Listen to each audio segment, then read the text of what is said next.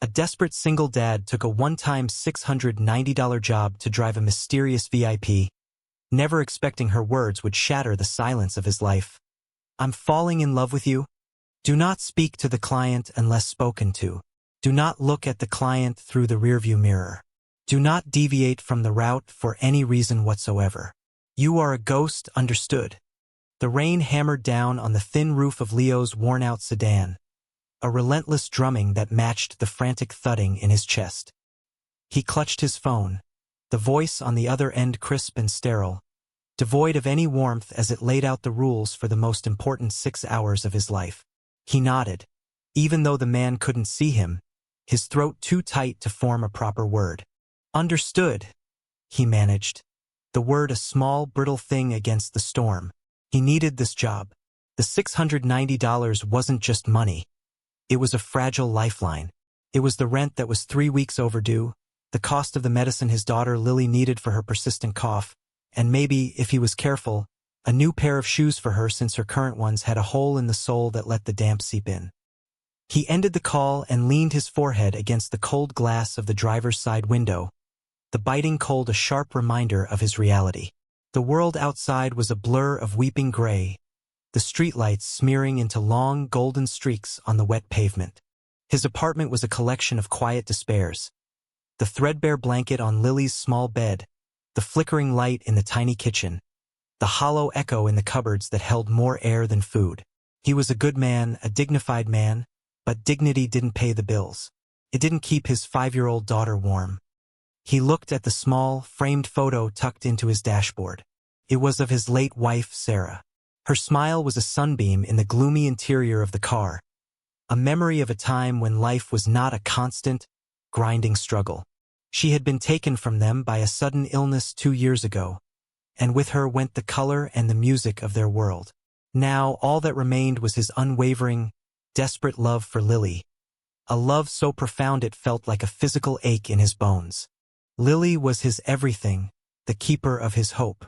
She had her mother's sincere eyes and a quiet strength that humbled him every single day. She never complained about the meager meals of rice and broth or the fact that her only toy was a small wooden bird he had carved for her himself.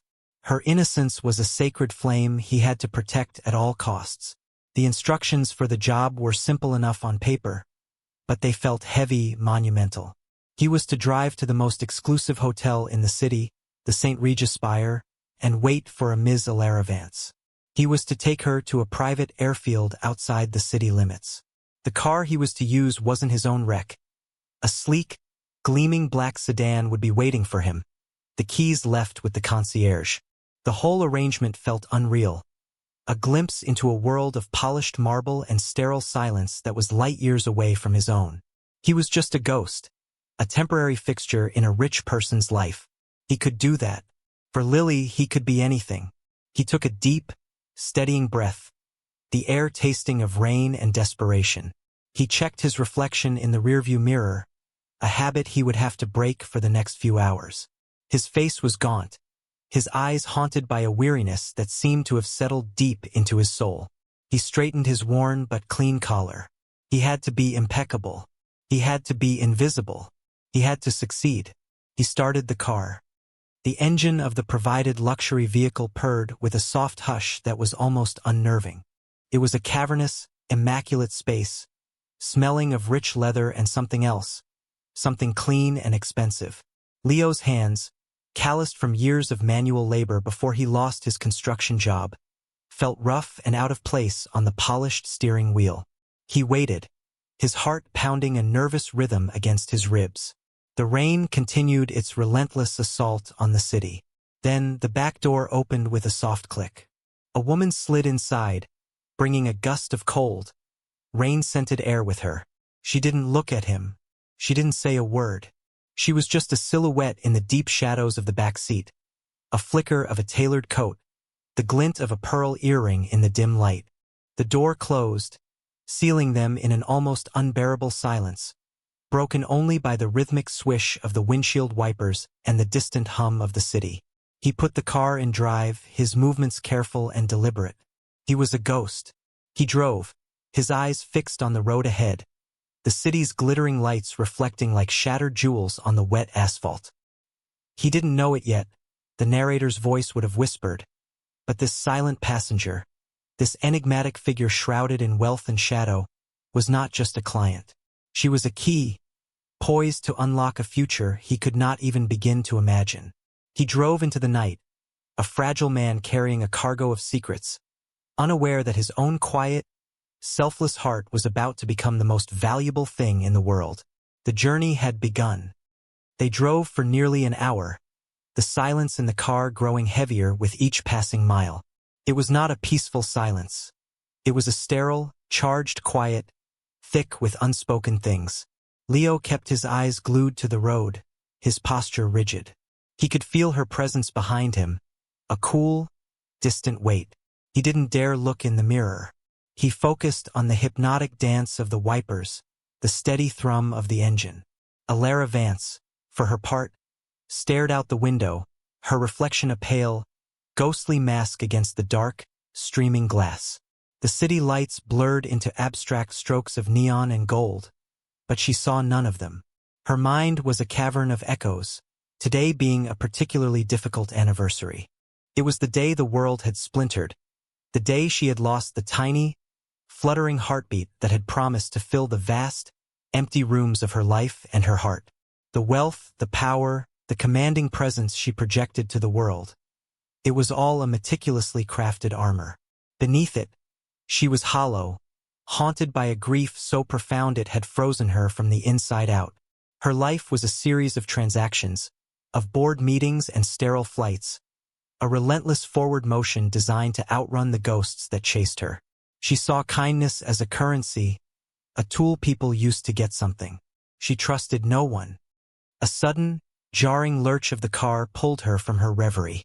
Up ahead, flashing red and blue lights painted the rain-soaked highway. An accident. Traffic was at a dead standstill, a long, gleaming serpent of metal trapped in the storm.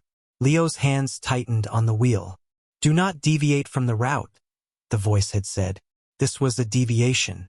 This was a problem. He could feel a cold knot of panic tightening in his stomach. He glanced at the dashboard clock. They were going to be late. He expected a sharp, impatient question from the back, a demand for an explanation. But there was only silence. He cleared his throat, the sound unnaturally loud in the quiet car. "Ma'am," he began, his voice steady despite the tremor inside him. "There appears to be an accident. We may be delayed." A long moment passed. Then, a voice, cool and smooth as polished glass, replied, "I have eyes, driver." I can see that the words were not cruel, merely factual. Yet they carried a dismissive edge that made him flinch. He said nothing more. They sat in the unmoving car as minutes stretched into an eternity. The rain pounded on the roof. It was during this forced stillness that the pivotal moment occurred. Through the rain-streaked window, Alara's gaze fell upon a small, brightly lit toy shop in a strip mall by the side of the road. In the window was a display of old-fashioned wooden toys. Her eyes, which had been so distant and cold, suddenly fixed on one item, a small hand-painted wooden rattle, shaped like a little bird. A sharp, unbearable pang went through her chest. It was so similar to the one she had bought so long ago, the one that now sat in a velvet-lined box in a locked drawer, a sacred relic of a life that never was. Her composure, her ironclad armor, cracked. A single hot tear escaped and traced a silent path down her cheek. She turned her head away quickly, hoping the deep shadows of the car would hide her moment of weakness. But Leo, in a fleeting, forbidden glance into the rearview mirror as he checked the traffic, saw it. He saw the glisten on her cheek, the subtle trembling of her chin, the way her eyes were locked on that toy shop. He saw not a powerful VIP, but a woman in pain, profound, unspoken sorrow. And in that instant, his own grief recognized hers. He understood. His heart, already so full of love for his own child, went out to this stranger. The rules, the job, the $690, they all momentarily vanished. There was only a shared, human connection in the quiet, rain-swept darkness. He made a decision. It was reckless, It was a direct violation of his orders. But it felt like the only right thing to do in the entire world. The traffic began to inch forward. The turnoff for the mall was just ahead. With a quiet resolve, he flicked on the turn signal. "I have to make a stop," he said, his voice gentle but firm. "It will only take a moment." He didn't wait for her permission. He didn't look back to see her reaction. He pulled the sleek car into the nearly empty parking lot and stopped directly in front of the toy store. He put the car in park and turned, finally looking at her directly for the first time. Her eyes were wide with a mixture of shock and confusion. Her face pale in the amber hue of the parking lot lights. "Stay here," he said softly. Before she could protest, he was out of the car, the driver's door clicking shut behind him. He ran through the pounding rain, his worn jacket instantly soaked, and disappeared into the warm, golden glow of the little shop. Alara sat frozen, watching him go. Who was this man? This ghost who was supposed to be invisible? This driver who had just broken every rule for a reason she couldn't possibly fathom. She watched through the window as he spoke to the elderly shopkeeper, pointing at the display. He reached into his pocket and pulled out a worn leather wallet. He counted out a few crumpled bills. She saw him hesitate, saw the quiet calculation on his face. She didn't know it, but she was watching him spend the last of his grocery money for the week. He completed the purchase, took the small paper bag, and ran back to the car, his thin frame drenched and shivering. He got back in, placing the small, damp bag on the passenger seat. He didn't say a word. He simply put the car in drive and pulled back onto the highway, which had now cleared. He had performed a significant, unsolicited act of kindness at his own expense, without any expectation of reward. For Alara, sitting in stunned silence in the back seat, the world had just tilted on its axis. A warmth, unfamiliar and terrifying, began to seep into the frozen corners of her heart. The sound of the rain seemed to soften, and for the first time in years, she felt something other than the hollow echo of her own grief. She felt a glimmer of something else. Awe. The rest of the drive to the private airfield was completed in a new kind of silence. It was no longer sterile and cold, but thick with a raw, unspoken emotion. Alara's eyes were fixed on the small paper bag sitting on the passenger seat. She could feel the gentle weight of the gesture, the sheer, selfless purity of it. This man, this stranger, had seen a flicker of her pain and had acted not with pity, but with a quiet, dignified empathy that shattered her cynical view of the world. He had asked for nothing. He hadn't even looked at her for a reaction. He had simply done it. It was an act so foreign to her transactional existence that it felt seismic. When they finally pulled up to the sleek, waiting jet, the rain had softened to a persistent drizzle. A man in an impeccable suit holding a large black umbrella hurried out to open her door. Leo remained in his seat, his hands resting on the wheel, his gaze directed forward. He had fulfilled his duty. The job was over. Alara paused before exiting the vehicle. She reached forward and picked up the paper bag. Her fingers were trembling slightly as she looked inside. It was the little wooden bird rattle. Its painted eyes seemed to look up at her with a cheerful innocence. A sob caught in her throat, and she clenched her jaw to hold it back. She looked at the back of the driver's head. She wanted to say something, to ask him why, to thank him, but the words wouldn't come. All her life, she had commanded people with words, bent the world to her will with them. Now they failed her. Instead, she did the only thing she could think of. She reached into her purse, pulled out a crisp stack of bills from her wallet, far more than the agreed-upon amount, and placed it on the seat next to the bag. "Thank you for the ride," she said, her voice strained, barely a whisper. She slid out of the car and walked toward the jet without looking back, the man with the umbrella shielding her from the rain. She was gone. Leo sat for a long moment, the warmth of her presence slowly fading from the leather seat. He finally allowed himself to look back. He saw the money. It was a thick wad of cash, easily 10 times what he had been promised. But his eyes were drawn to the empty space where the paper bag had been. He hadn't done it for money. He hadn't done it for a reward. He had done it because he recognized a shattered heart, and he had wanted, for just a moment, to offer a small piece of solace. He felt a pang of disappointment that she had interpreted it as a transaction, just another service to be paid for. He sighed, the sound heavy in the quiet car. He was just the driver, a ghost. He took the money because he had to, because Lily needed it. But as he drove away from the airfield, a profound sense of loneliness settled over him. He had connected, for a fleeting moment, with another soul, and now they were separated, two ships passing in a storm. He thought he would never see her again. He returned the gleaming sedan, the concierge handing him an envelope with the original $690 payment inside. No questions asked. The extra money Alara had left felt heavy and strange in his pocket. He walked home through the damp streets, the city lights feeling colder and harsher than before. When he arrived at his small, bleak apartment, the relief he expected to feel was absent. The money would solve his immediate problems, yes. The rent would be paid. Lily would get her medicine. But the underlying desperation, the constant, grinding weight of his situation, remained. The next day, he was fired from his part-time delivery job. A customer had complained that a package was late, a delay caused by him taking the high-paying VIP driving gig. There was no room for explanation, no chance for appeal. One complaint was all it took. The lifeline he had been given was snatched away just as quickly. The extra money, which had seemed like a fortune, now felt like a cruel joke, a temporary patch on a gaping wound. Despair, cold and familiar, wrapped its tendrils around him once more. He was back where he started, only now the brief glimpse into a world of quiet luxury and the momentary connection with a mysterious, sad-eyed woman made his own reality seem even more threadbare and hopeless. He held Lily close that night, breathing in the sweet scent of her hair, and whispered a promise to the memory of his wife that he would not falter, that he would find a way.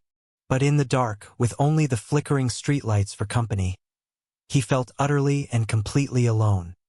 Aboard her private jet, soaring through the turbulent sky, Alara Vance could not get the driver out of her mind. She held the small wooden rattle in her hand, its smooth, painted surface a stark contrast to the cold, sterile luxury of her surroundings. The man's selfless act had planted a seed in the barren soil of her heart. It was a dangerous feeling, this warmth, this flicker of connection. It threatened the careful walls she had built around herself. For years, her immense wealth had been a tool for acquiring power and a shield for insulating herself from the messiness of human emotion. Now, for the first time, she felt a powerful urge to use it for something else. She wanted to understand. She wanted to know who he was.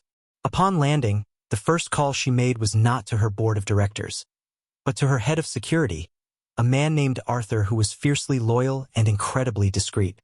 The instructions she gave him were simple and clear. The driver from this evening. Find out everything about him. His name is Leo. I want to know his story. Be thorough. And be invisible. Arthur, a man accustomed to investigating corporate rivals and uncovering financial threats, was momentarily taken aback by the personal nature of the request. But he simply replied, "Yes, Ms. Vance." The investigation was swift and comprehensive. Within 48 hours, a detailed file was on Alara's polished mahogany desk. She read it in the dead of night, in her cavernous, silent penthouse that overlooked the glittering, indifferent city. The file told a story of quiet, dignified suffering. Leo Martinez, a widower. His wife, Sarah, lost to a fast-moving cancer. His daughter, Lily, 5 years old. He was a skilled carpenter and construction worker who had lost his union job after his wife's long illness exhausted his time off and savings. Now he scraped by on odd jobs, fighting to keep his small family afloat. The report detailed the overdue rent, the precarious finances, the recent loss of his delivery job. It also included a small, candid photo of Leo in a park, pushing Lily on a swing. The look on his face was one of pure, unadulterated love, a tender expression that made Alara's chest tighten. He was not a ghost. He was a father, a man shouldering an unbearable weight with a grace she found breathtaking. The file confirmed what her heart had already told her. His kindness was not a performance. It was the very essence of who he was. A fierce, protective instinct ignited within her. The world was a cruel, transactional place that broke good men like Leo. She, however, had the power to push back. She would not let him be broken. Her intervention began subtly, anonymously. She instructed her financial team to settle his overdue rent through a third-party charity. Citing a clerical error in his favor one morning, Leo received a letter from his landlord. A curt, confusing note stating his account was paid in full for the next 3 months. He stood in his small hallway, reading and rereading the letter, his mind reeling with disbelief. It had to be a mistake. He called the landlord, who was just as baffled but confirmed the payment was real. A wave of relief so profound it made him dizzy washed over him. A few days later, a large box of premium groceries appeared on his doorstep, with no note, no sender. Inside was fresh fruit, quality meat, vegetables, and a large box of Lily's favorite cereal. Lily's eyes went wide with wonder, believing it was magic. Leo was more suspicious. His gratitude mingled with a growing sense of unease. Who was doing this? Why? Then came the coat. He had been worrying about the approaching winter, knowing Lily's current coat was thin and worn. One afternoon, a package arrived addressed to Lily Martinez. Inside was a beautiful, thick winter coat, the warmest and softest thing he had ever touched, in her favorite shade of blue. Tucked in the pocket was a new pair of sturdy, waterproof shoes that were exactly her size. There was no receipt, no gift tag. Just a small, embroidered bird on the cuff of the coat, so tiny it was almost unnoticeable. Leo's breath caught in his throat. The bird. Couldn't be a coincidence. The memory of the toy shop, the sad-eyed woman in the back of the car, the wooden rattle. It all came rushing back. Could it be her? The thought was absurd.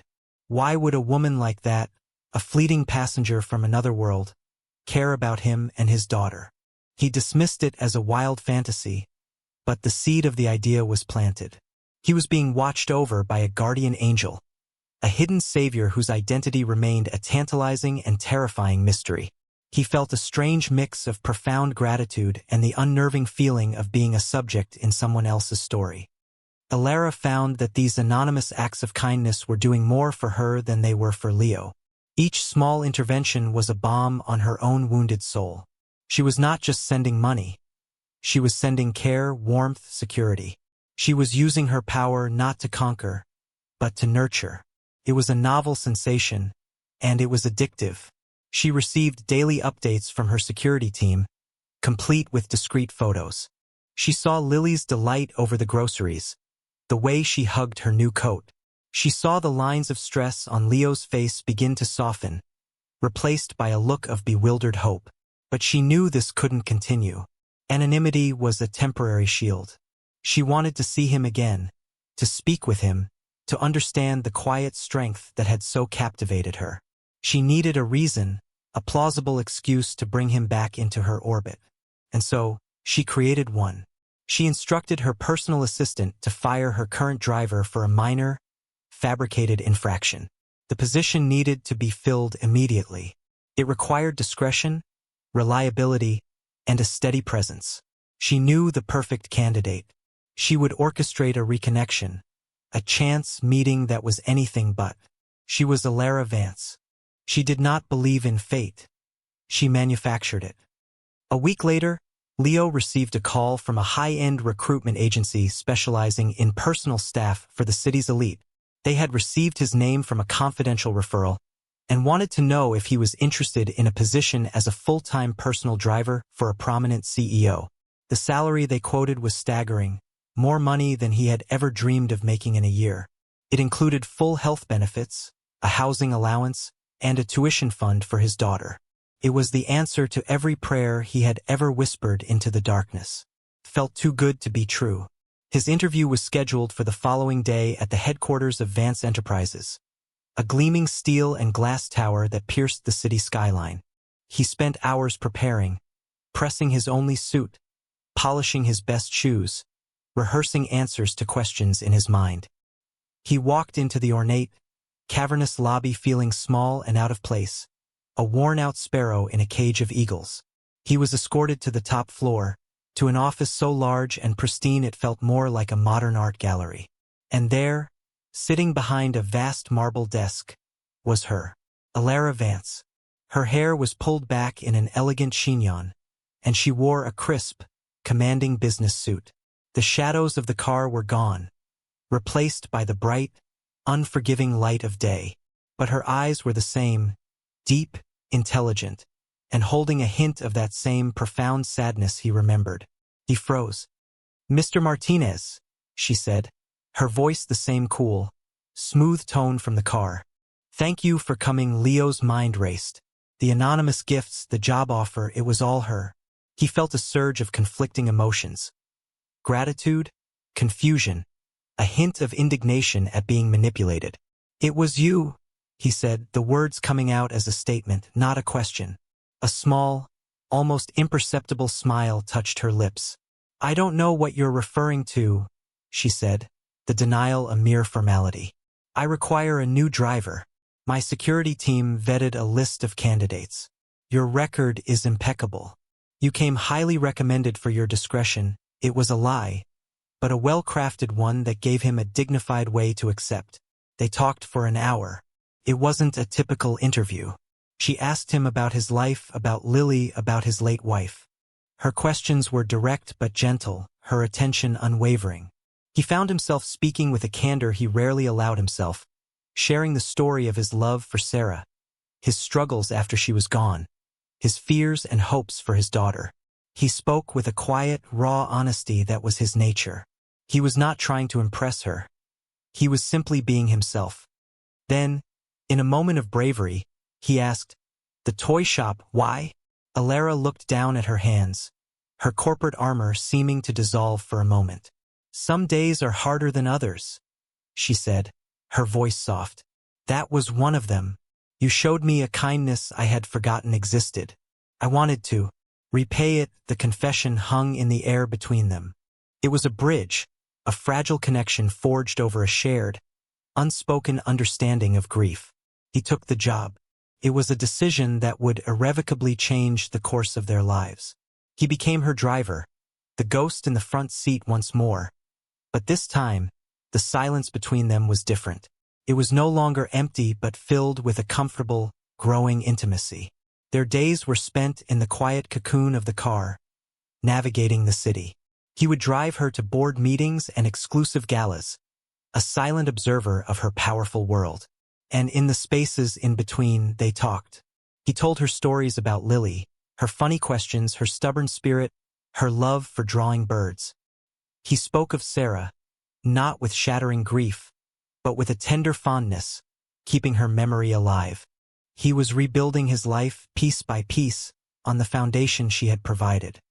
The confession scene, when it came, happened not in a grand office, but in a quiet, dimly lit space. One rainy evening, after a long and grueling day of meetings for Alara, they returned to her penthouse. Her usual composure was gone, replaced by a brittle weariness. She looked fragile. "Would you stay for a moment, Leo?" she asked, her voice uncharacteristically small. "I don't want to be alone," he nodded, following her into the vast, silent living room. The city lights twinkled below like a fallen constellation. She sank into a plush sofa, looking lost in the cavernous space. He went to the kitchen and made 2 cups of tea, an instinctive, gentle gesture. He handed one to her, his hand steady. She took it, her fingers brushing against his. The small contact sent a jolt of warmth through both of them. "Today is his birthday," she said suddenly, staring into her cup. He would have been 6. Leo sat down in a nearby chair, listening with an unwavering, steady gaze. She began to speak, the words spilling out as if a dam had finally broken. She told him about her son, Noah, who was born still, a perfect, silent little boy. She spoke of the unbearable, sterile silence of the delivery room, the shattering of all her hopes, the way her marriage had crumbled under the weight of a grief her husband couldn't share. She confessed that her relentless ambition, her drive to build an empire, was just a way to fill the profound, echoing emptiness he had left behind. She wept, not with loud, theatrical sobs, but with the quiet, desperate tears of a wound that had never healed. Leo didn't offer empty platitudes or tell her it would be okay. He simply sat with her in her pain, his quiet presence a solid anchor in her storm of grief. He let the silence stretch, giving her space to breathe. Then he spoke, his voice low and gentle. Her name was Sarah, he said, and he told her his story. He described the first day he met Sarah, the way her laugh could light up a room. He talked about their dreams of a big family, the little house they were saving for. He described the shock of her diagnosis, the brutal swiftness of the illness, the helpless feeling of watching the person you love most in the world fade away. He spoke of the sacred promise he made to her in her final moments, to live a life full of love for their daughter, to never let bitterness take root. He shared his own raw, hollowed-out grief, the loneliness that was a constant companion. They were two survivors from different shipwrecks, now stranded on the same shore. In sharing their tragedies, they forged a bond, a sacred connection built on the foundations of their deepest wounds. He reached out and placed a hand gently on her shoulder, a simple gesture of comfort and understanding. The touch was not romantic, not yet, but it was profound. It was a promise. You are not alone. I see you. The bond was sealed. Their new dynamic, however, did not go unnoticed. Leo's ex-mother-in-law, Margaret, was a woman whose grief had curdled into a bitter, relentless resentment. She had never approved of Leo, seeing him as beneath her daughter, and she blamed him entirely for Sarah's death, as if his lack of wealth had somehow caused the cancer. She saw his sudden reversal of fortune, the new apartment in a safe neighborhood, Lily's enrollment in a top private school, all discreetly arranged by Alara. Not as a blessing but as a deep personal affront. She believed he was unfit, a grifter who had somehow latched onto a wealthy woman, and she was determined to get custody of Lily, whom she saw as the last piece of her own daughter.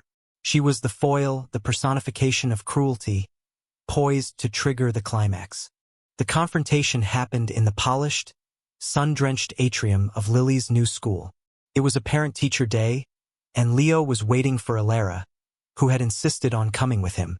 He felt a surge of pride seeing Lily's drawings pinned to the wall, a burst of color and life.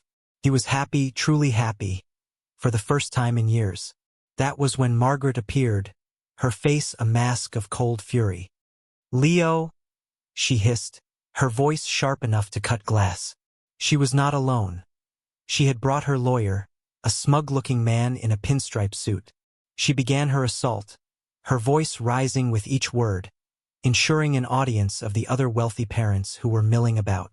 "What are you doing in a place like this? You don't belong here. Look at you, playing the part of the doting father in your new, borrowed clothes." Leo stood his ground, his face pale but his expression dignified. "Margaret, please. This isn't the time or the place," but she was relentless. "I know what you're doing," she spat, her voice dripping with venom. "Finding some rich woman to fool, using my granddaughter as bait. You are a parasite. You couldn't even afford to keep a roof over her head a few months ago. And now you pretend you can give her this." She gestured around at the ornate surroundings. "I am filing for full custody. A judge will see you for what you are. An unfit, destitute opportunist." The other parents were staring now, whispering behind their hands. Leo felt his world shrinking, the air growing thin. He was overwhelmed, his quiet dignity no match for her public onslaught. He looked at the floor, the humiliation a physical blow. He felt shattered. Just then, a calm, commanding voice cut through the tension. "I believe you are mistaken." The crowd parted.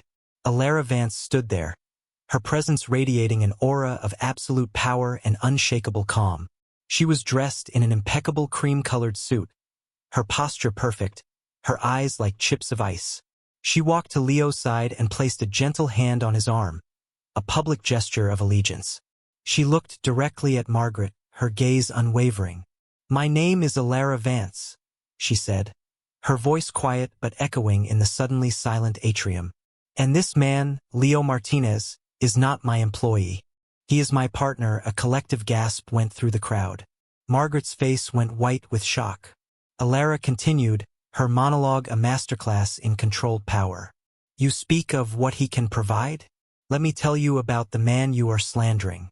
This is a man who, when he had nothing, used his last few dollars to buy a small gift for a stranger because he saw she was in pain. This is a man whose heart is so full of integrity and selfless love for his daughter that it puts every person in this room to shame. He is the kindest, most dignified, and strongest man I have ever met. You see destitution. I see immense wealth of character. You see a parasite. I see a savior. He didn't find me to solve his problems. I found him because he reminded me what it means to be human. She then turned her icy gaze to the lawyer. And as for your custody filing, you should know that I have retained the top family law firm in the country on Mr. Martinez's behalf.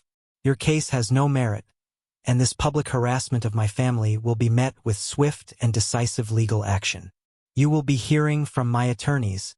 She had completely reversed the power dynamic. Margaret was speechless, her cruelty exposed and defeated. Alara had not just defended Leo. She had publicly claimed him, shielding him with her power and her heart. She turned to Leo, her eyes softening. "Let's go home," she whispered. He could only nod, his heart thudding with disbelief and a love so profound it left him breathless. The drive back to the penthouse was silent, but it was a silence brimming with all the things that now existed between them. Trust, protection, and a deep, undeniable love. When they arrived, Leo finally found his voice.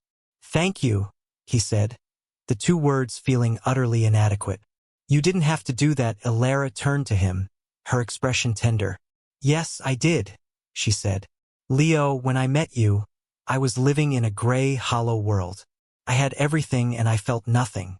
You, with your quiet strength and your selfless heart, you brought the color back into my life.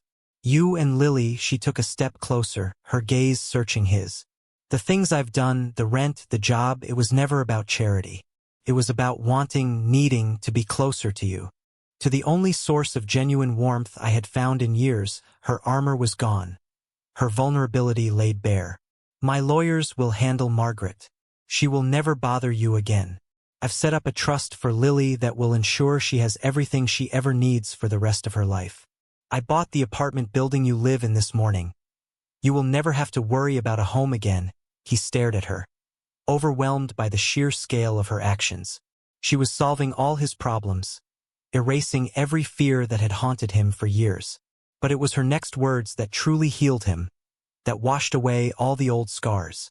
"I'm not doing this because I'm your employer or your benefactor, Leo," she whispered, her voice cracking with raw emotion as she reached up to cup his face in her hands. "I'm doing it because I'm falling in love with you." A single, cathartic tear slid down his cheek. He leaned in and kissed her, a kiss that was not about passion, but about homecoming. It was a promise of a shared future, a merging of two broken souls made whole by a simple, profound act of kindness in a rainstorm. 1 year later, the golden glow of a late afternoon sun streamed through the large bay windows of a beautiful, stately home. It wasn't a sterile penthouse but a warm, lived-in house with a sprawling green lawn. The sound of childish laughter echoed from the backyard, where Lily, now a happy and confident 6-year-old, was chasing a golden retriever puppy. On the porch, Leo and Alara sat on a wooden swing, their hands intertwined, watching her play.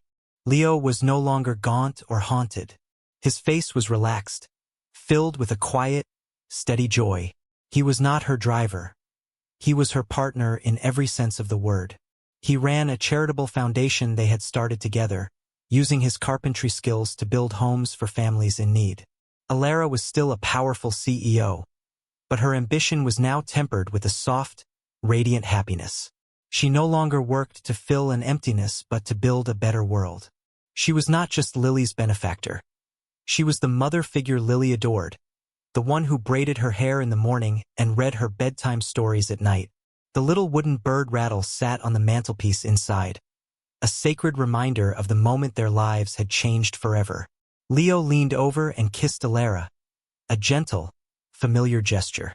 "I love you," he murmured against her lips. "I love you," she replied, her eyes glistening with happy tears. Theirs was an idyllic life, a perfect, peaceful existence born from the ashes of their shared grief. They had found their happily ever after, not in the absence of sorrow, but in the courage to find love in its wake. This story is a testament to the undeniable power of a single act of selfless kindness. It shows us that even in our darkest moments of desperate hardship, a pure heart can shine a light that changes the world, not just for ourselves, but for those who have forgotten what light looks like.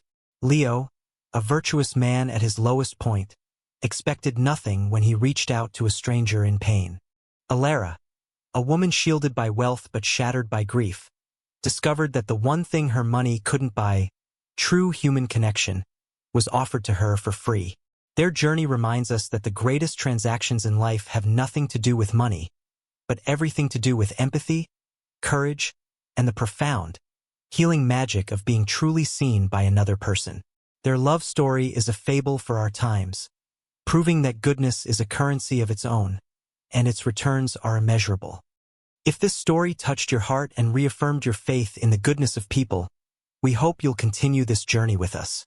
In a world that can often feel cold and transactional, stories like Leo and Alara's are a warm blanket for the soul, a reminder that hope is never truly lost and that love can be found in the most unexpected of circumstances. They remind us that behind every face is a story of struggle and strength, and that a small kindness can have a ripple effect we can't even imagine. We invite you to become part of our community dedicated to spreading these soul-stirring narratives. Please like, share, and subscribe to Soulful Love Tales for more inspiring stories that celebrate the power of the human heart. Your support helps us continue to create heartwarming content that uplifts and inspires. We'll see you in the next one.